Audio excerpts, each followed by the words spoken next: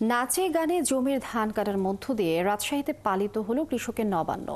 আয়োজনের প্রধান আকর্ষণ ছিল ক্ষুদ্র নিগোষ্ঠী নারীদের ধান কাটা প্রতিযোগিতা। বাহারি রঙের নতুন শাড়ি পরে ধান কাটতে নামেন নারী শ্রমিকরা। পরে নাচ গানের মধ্য দিয়ে উৎসবে মাতে কৃষক পরিবারগুলো। মেহেদী হাসানের তোলা ছবিতে রশিদুল হক রুশুর প্রতিবেদন।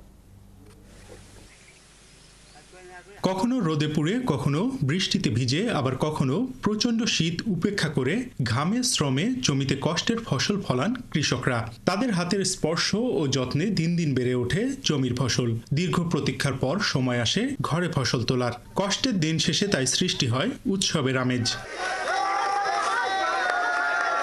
সময়ের ব্যবধানে নবান্ন এখন অনেকটাই ফিকে। তবে গোদাগাড়ী উপজেলার চৈতন্যপুর গ্রামে বছরের একটি দিন উৎসবে মাতেন কৃষাণীরা। আমরা অত দূর থেকে গাড়ি ভাড়া করে আসছি, আর প্রতিযোগিতা ওখানে হচ্ছে চৈতন্যপুরে। তারা আমরা যাই ফার্স্ট সেকেন্ড যেভাবে হোক, আনন্দ লোকজন হয়, ভালো লাগছে।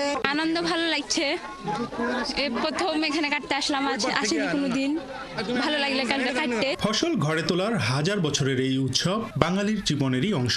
নতুন প্রজন্মকে নবান্নের সাথে পরিচয় করিয়ে দিতে এমন আয়োজন গ্রামে গ্রামে দরকার বললেন অতিথিরা। এই উৎসব প্রায় হারানোর পথে।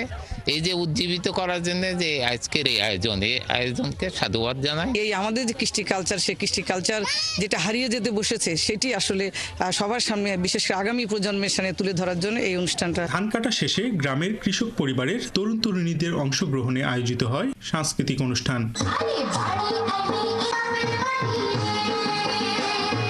আয়োজকরা জানান, রোদ, ঝড়, বৃষ্টির সাথে লড়াই করে ফসল উৎপাদন শেষে ন্যায্য মূল্য পাওয়া নিয়েও শঙ্কা থাকে। বছর জুড়ে এমন শঙ্কায় কাটানো কৃষকরা একটি দিনের জন্য হলেও মেতে উঠুক উৎসবে, এমন চিন্তা থেকেই প্রতি বছর এই উৎসবের আয়োজন করা হয়। দাম পাবে না সেটা তার জন্য সমস্যা, তাহলে এইভাবে প্রত্যেকটা বিষয়ের সাথে তাকে লড়াই করে টিকে থাকতে হয়। হাড় ভাঙা খাটুনির পর আসছে বছর আবারও এমন উৎসবে মিলিত হবার প্রত্যাশা নিয়ে শেষ হয় এবারে নবান্ন।